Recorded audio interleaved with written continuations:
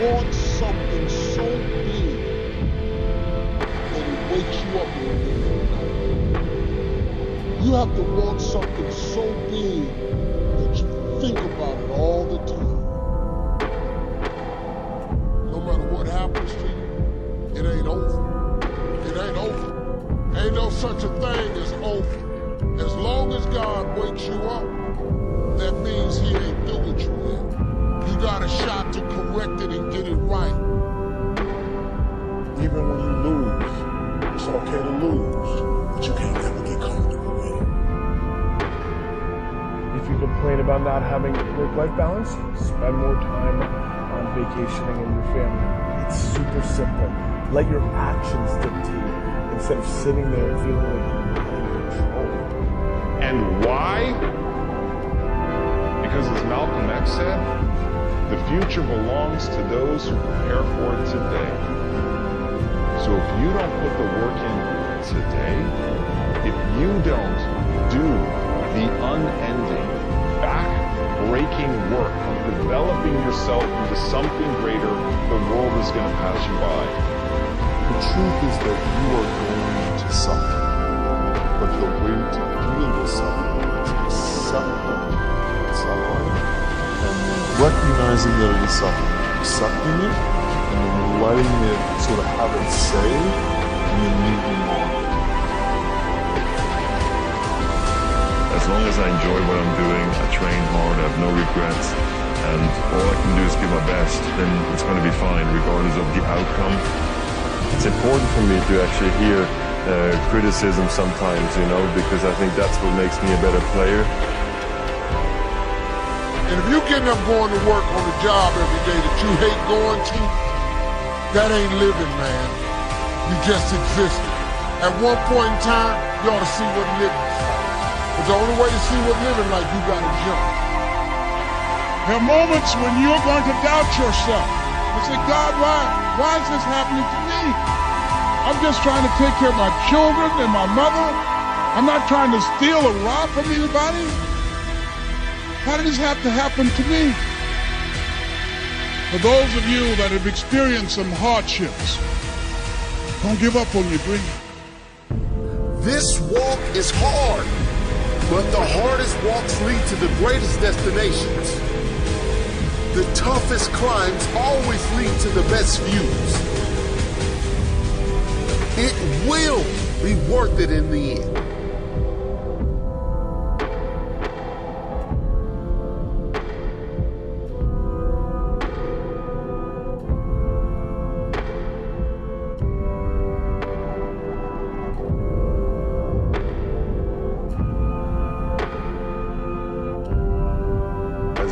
Hemingway noted, the world breaks everyone, and afterward, many are stronger in the broken places.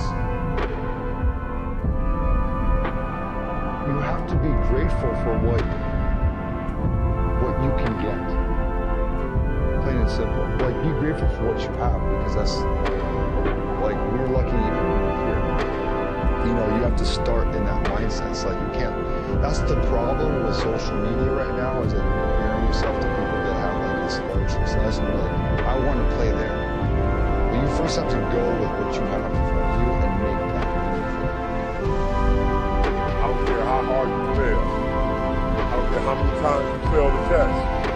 I don't care if nobody don't believe in you. It only takes you believing in yourself to get this thing done.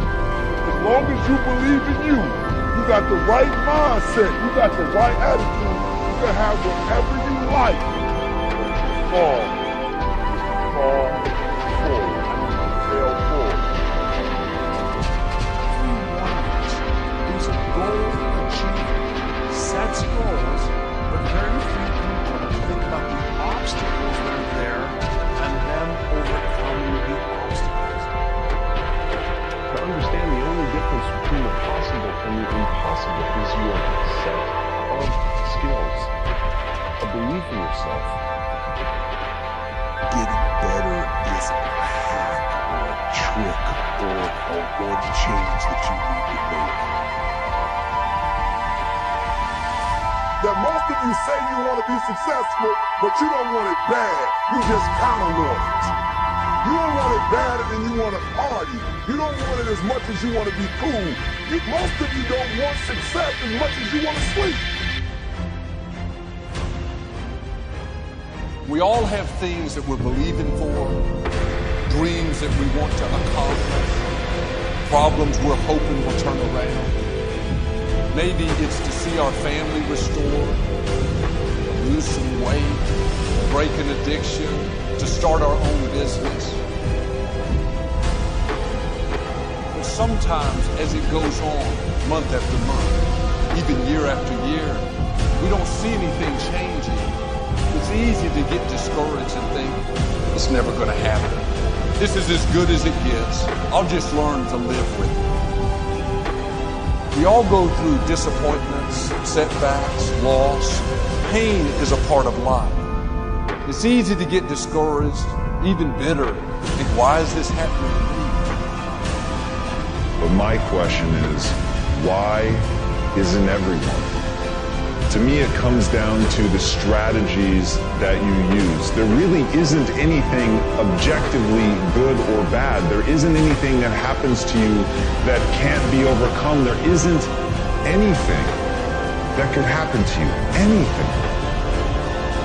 You can't afford not to be you.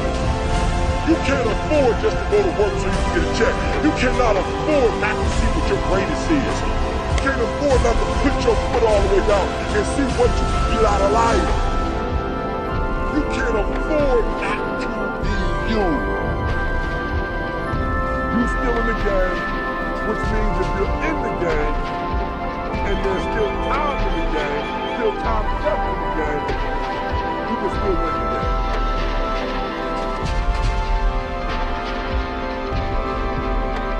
Giving up your personal history. And I learned it from a man named Carlos Castaneda, who once said that one day, he said, I finally realized that I no longer needed a personal history. And just like drinking, he said, I gave it up. And that, and only that, has made all the difference in the world. You know, the nice thing about giving up your personal history is that if you don't have a story, you don't have to live up to it. All of us have these bags of manure that we carry around with us called our past. And the people who have done things to us and the events and the circumstances, all of this stuff that we use and we bond to. And we bond ourselves to these wounds of our past and we identify ourselves on the basis of these wounds. And every once in a while we set it down and we reach in there and we smear it all over ourselves. And then we wonder, why does my life smell so bad? I don't understand this.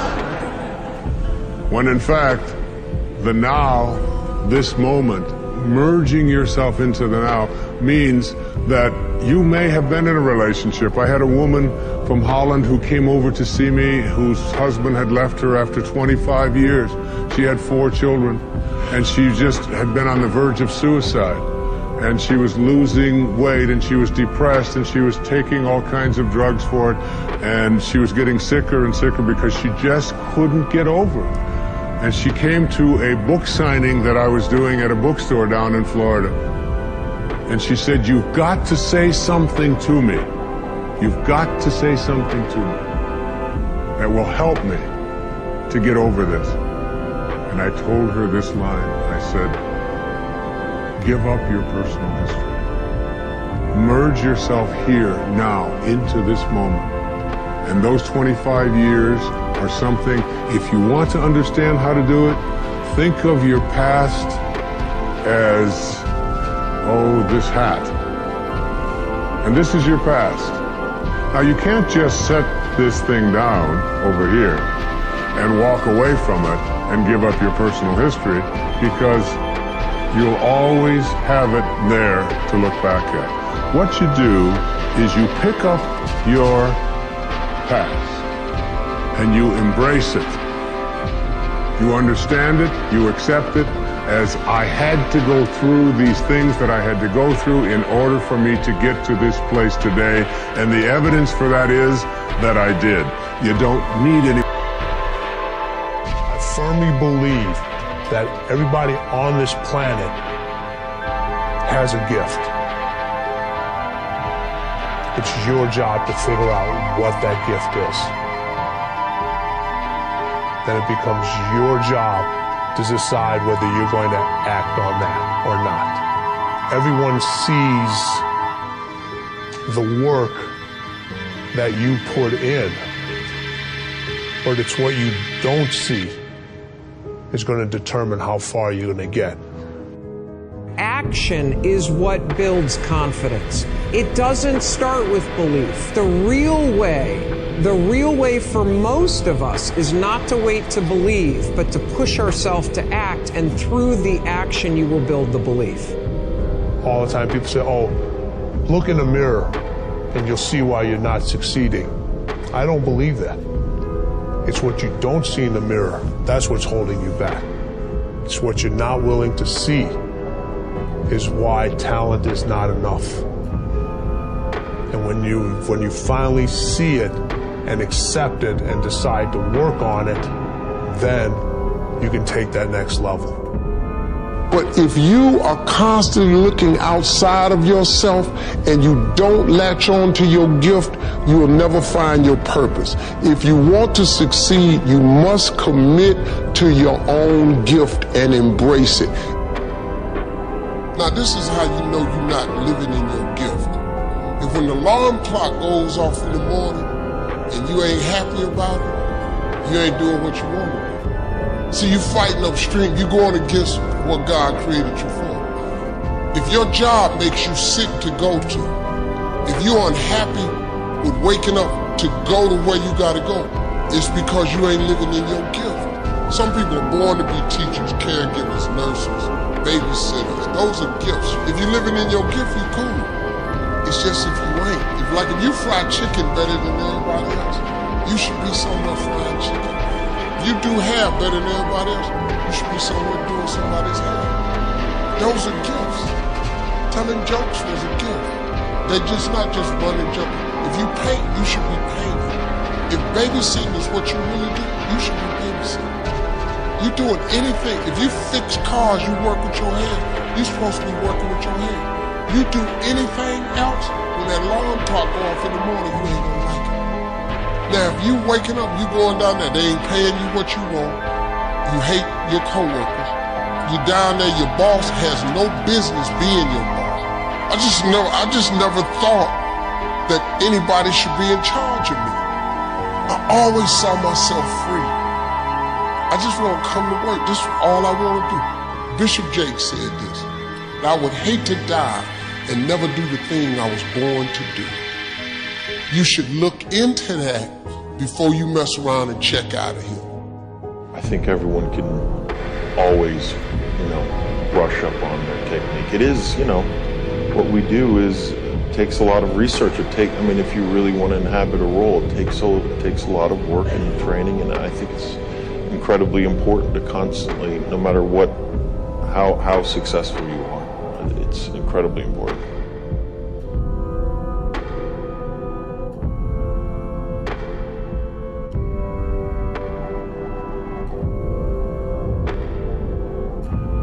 I always believe that natural talent can take you so far, but I think you need to have the work ethic and the drive to achieve your potential. I'd say, my natural talent, probably brought me 50% of the way.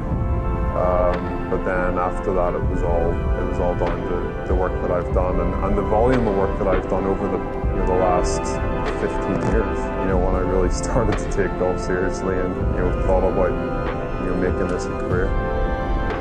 One thing we've failed to do in the educational system is alert people that if you're doing what no one has done before, stuff goes wrong. And in fact, if nothing ever goes wrong in what you're doing, if you make no mistakes in your job in whatever task you've brought upon yourself, then you are not on the frontier. Simple. It's true in science, and I heard it applied to car racing. There's a quote that I'm told, spoken by Mario Andretti. He said, if you are in complete control of your car, you're not in the race. Oh, wow. There's something that you're just not completely in control of. I take that. And only then can, and that's the same thing I'm describing for when you are on the frontier. We've been getting a ton of questions about being paralyzed with the fear of what other people think.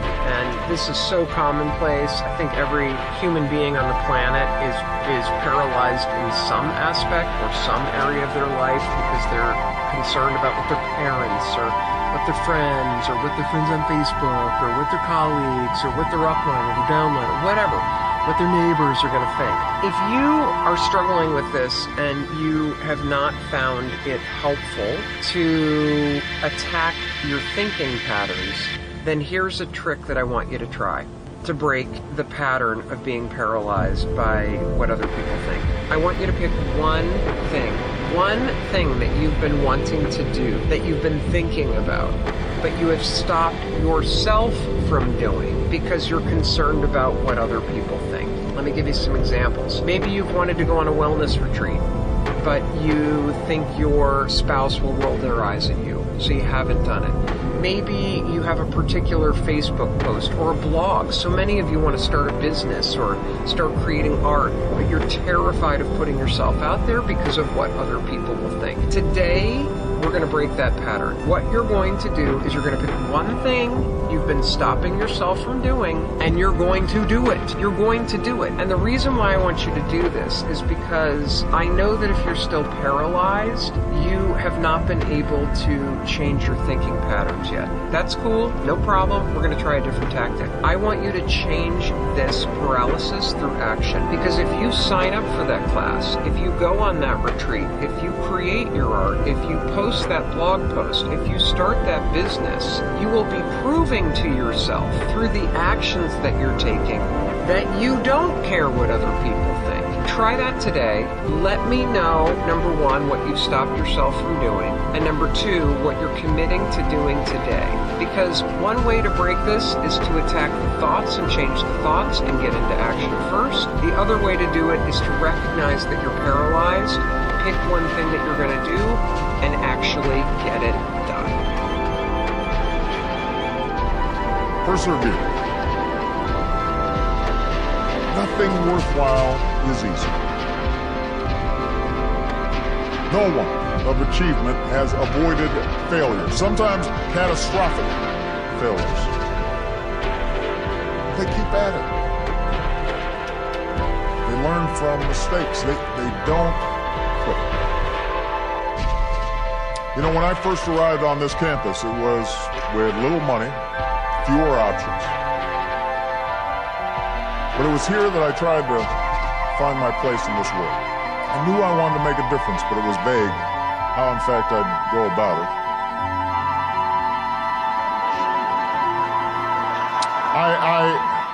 But I wanted to do my part to shape a better world. So even as I worked after graduation in a few unfulfilling jobs here in New York, I will not list them all. Even as I went from motley apartment to motley apartment,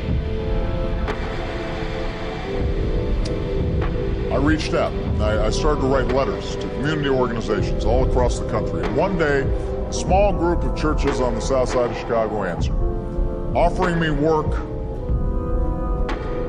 with people in neighborhoods hit hard by steel mills that were shutting down. In communities where jobs were dying away. The community had been plagued by gang violence, so once I arrived, one of the first things we tried to do was to mobilize a meeting with community leaders to deal with gangs. And I'd worked for weeks on this project. We invited the police, we made phone calls, we went to churches, we passed out flyers. The night of the meeting, we arranged rows and rows of chairs in anticipation of this crowd, and we waited. finally, a group of older folks walked into the hall and they sat down, and this little old lady raised her hand and asked, "Is this where the bingo game is?"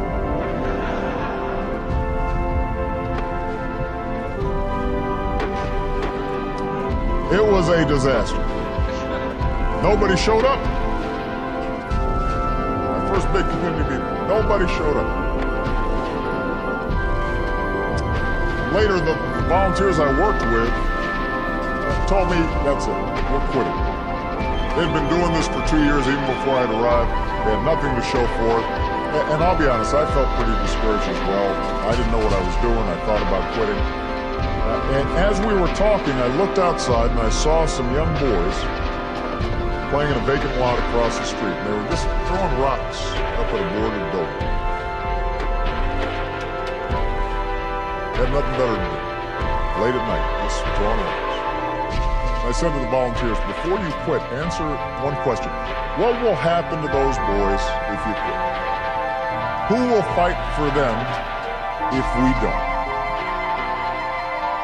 Who will give them a fair shot if we leave? And one by one, the volunteers decided not to quit. We went back to those neighborhoods and we kept at it. We registered new voters and we set up after-school programs and we fought for new jobs, helped people live lives with some measure of dignity, and we sustained ourselves with those small victories. We didn't set the world on fire. Some of those communities are still very poor. There's still a lot of gangs out there. But I believe that it was those small victories that helped me win the bigger victories of my last 3.5 years as president. Can I tell you, your dream is not dead. It's just not in season. Your time is coming. The right people, the right breaks, favor, restoration, vindication, that's what's headed your way. These light afflictions are for a moment. It goes on to say, they work in us an eternal weight of glory. In other words, the adversity is temporary, the glory is eternal. Friends, stir up what God's put on the inside. You may have a dream that you buried. You need to get your shovel out and start thanking God that it's still coming to pass. Perhaps you're on a detour right now, something you don't understand. Don't get discouraged. It's temporary. You're just passing through. It's easy to remember the hurt, the disappointment, the failure. I'm asking you to remember your dream. Remember what God's promised you. If you'll do this, I believe and declare dreams that you buried are about to come back to life. Promises you've given up on are being resurrected. Like Joseph, God is going to turn every stumbling block into a stepping stone. You're going to rise higher, accomplish your goals, and become everything you were created to be. In Jesus' name. If you receive it, can you say amen today? We never like to close our broadcast without giving you an opportunity to make Jesus the Lord of your life. Would you pray with me? Just say, Lord Jesus, I repent of my sins. Come into my heart. I'll make you my Lord and Savior. Friends, if you prayed that simple prayer, we believe you got born again. Get in a good Bible-based church. Keep God first place. He's going to take you places that you've never dreamed.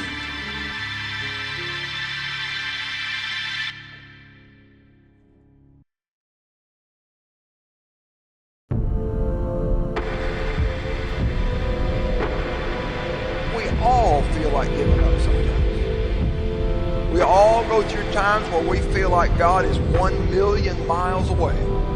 But we don't have any idea what He's doing. When we're tired, when we're weary, when we think we just can't go on. Most people are afraid to set great dreams and set big goals because of the fear of failure. There's something much worse than failure. It is the fear of failure. I want to remind you that failure is not final, it's formative. It is part of the process. part of the journey. Your failure matters as much as your success.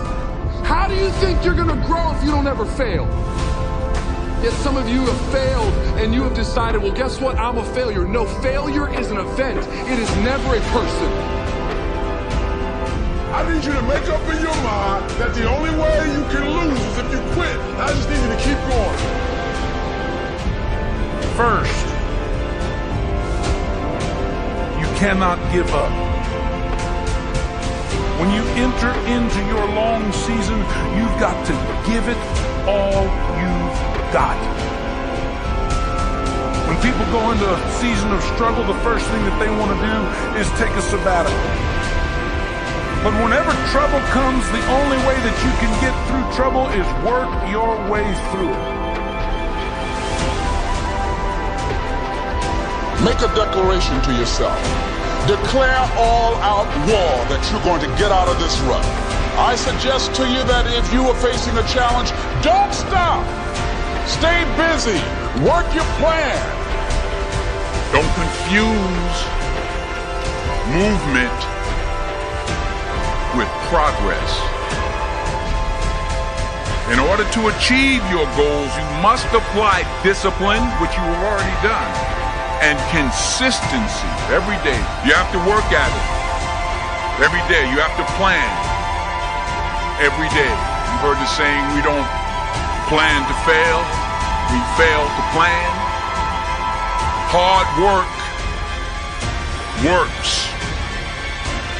Working really hard is what successful people do. And I can tell you from my own personal experience, don't give up then. Develop your own compass and trust it. Take risks. Dare to fail. Remember, the first person through the wall always gets hurt.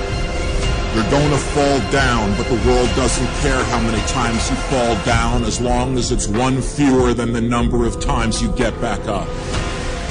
If you want to grow up, you want to be mature, there is no way to do it without pain. You can't grow up on the easy street. And the very thing that discourages you is the very thing that develops you.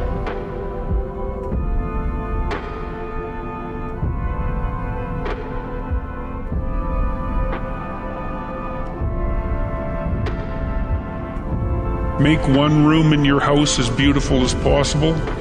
That's what I'm writing about now.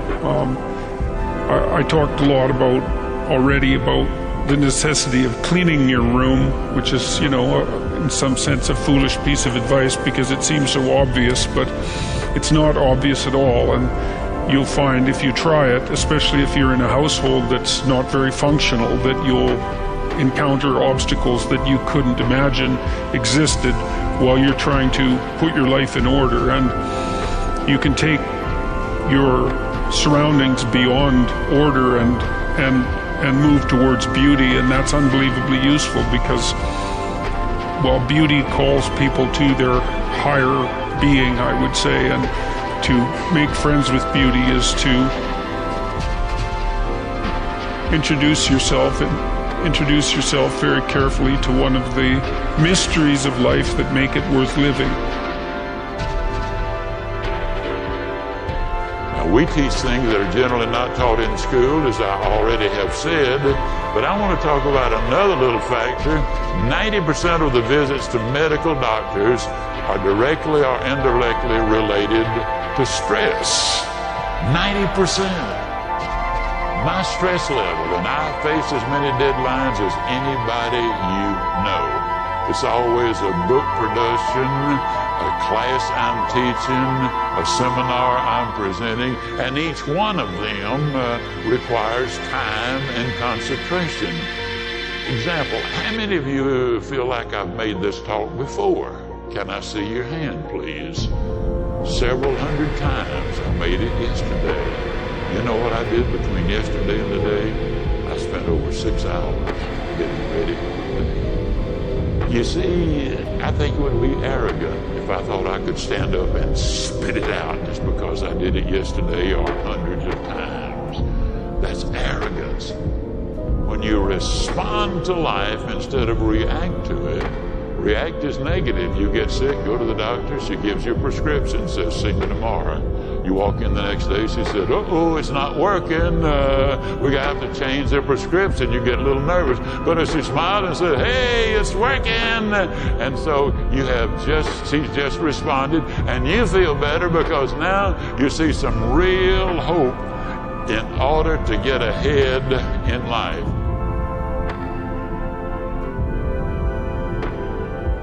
Make friends with people who want the best for you. And that's a meditation on my own childhood and adolescence to some degree. I had friends who wanted the best for me and friends who didn't. And, they were friends who,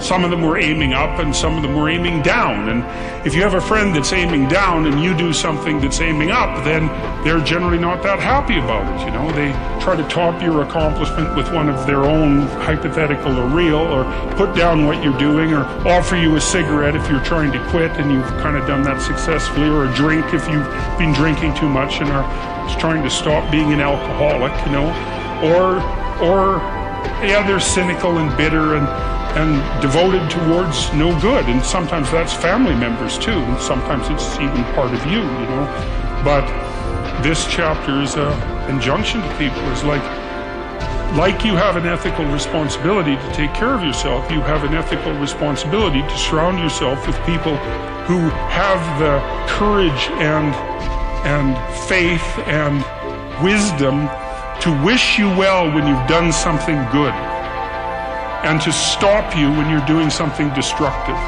And if your friends aren't like that, then they're not your friends. And maintaining your friendships with them might not even be in their interest.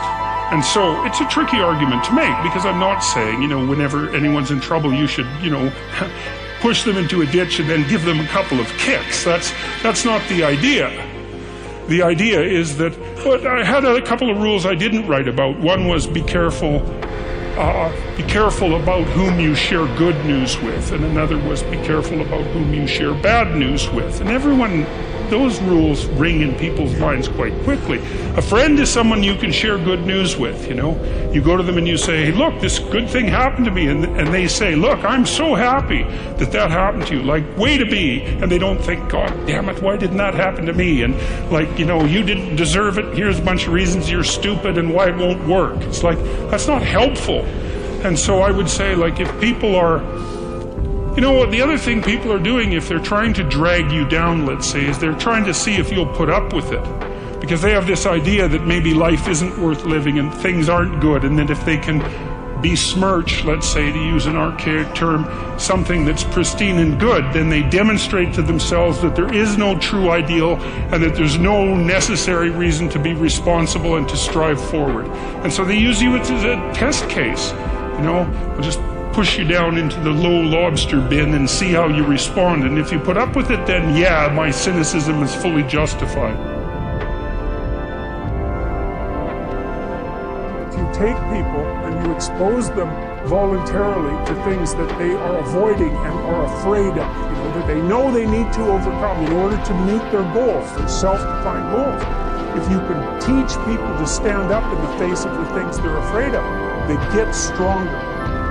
And you don't know what the upper limits to that are, because you might ask yourself, if for 10 years, if you didn't avoid doing what you knew you needed to do, by your own definitions, within the value structure that you've created, to the degree that you've done that, what would you be like?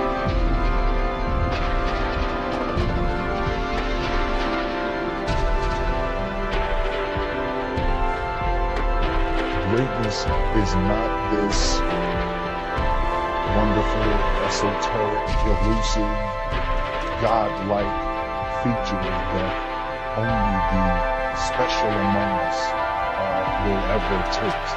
It's something that truly exists in all of us. It's very simple.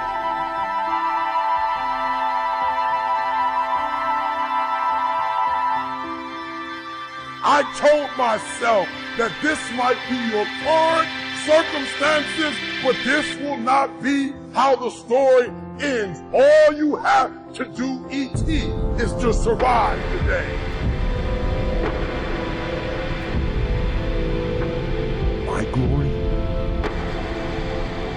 doesn't happen in front of a crowd. It doesn't happen in a stadium. It doesn't happen on a stage. There's no medals handed out. My glory happens in the darkness of the early morning, in solitude, alone, where I try, and I try, and I try again to be everything that I possibly can be, the best that I possibly can be, better than I was yesterday.